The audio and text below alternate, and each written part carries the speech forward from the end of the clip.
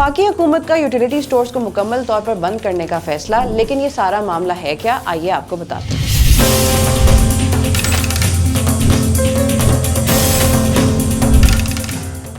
वफाकी हुकूमत ने यूटिलिटी स्टोर्स को बंद करने के लिए 2 हफ्ते का वक्त दे दिया। फैसले से यूटिलिटी स्टोर्स के हजारों मुलाजमीन में तशवीश की लहर दौड़ गई। याद रहे कि यूटिलिटी स्टोर्स के 6000 मुलाजिम मुस्तकिल जबकि दीगर कॉन्ट्रैक्ट और डेली वेजेस पर हैं। यूटिलिटी स्टोर्स की इंतजामिया का कहना है कि हमें कंपनियों से लेन देन के मामला निपटाने के लिए 2 हफ्ते का वक्त दिया गया है। इस हवाले से सेक्रेटरी सनत और पैदावार ने कहा है कि वफाकी हुकूमत यूटिलिटी स्टोर्स बंद करने का फैसला कर रही है। राइट साइजिंग कमेटी ने तजावीज तैयार की है, जिसमें मुख्तलिफ वजारतें भी शामिल हैं। वफाकी हुकूमत के पास पैसे नहीं हैं, जिसके बायस ये फैसला किया जा रहा है। दूसरी जानिब वफाकी हुकूमत ने बेनजीर इनकम सपोर्ट प्रोग्राम के तहत मिलने वाला रिलीफ बंद कर दिया है। गरीबों को यूटिलिटी स्टोर से आटा, चीनी और घी अब महंगे दामों ही खरीदना पड़ेगा। बेनजीर इनकम सपोर्ट प्रोग्राम के तहत चीनी 109 रुपए थी, जो अब 155 रुपए किलो कर दी गई है। 650 रुपए में मिलने वाला 10 किलो आटे का थैला अब 1500 रुपए का मिलेगा, जबकि 380 रुपए वाला घी 450 रुपए किलो कर दिया गया है। जराये के मुताबिक बेनजीर इनकम सपोर्ट प्रोग्राम के तहत मिलने वाला ये सब्सिडी गैर एलानिया बंद की गई है। वाज़ेह रहे कि यूटिलिटी स्टोर्स की बंदिश के खिलाफ मुलाजमीन ने blue area head office Islamabad के बाहर धरना दे दिया।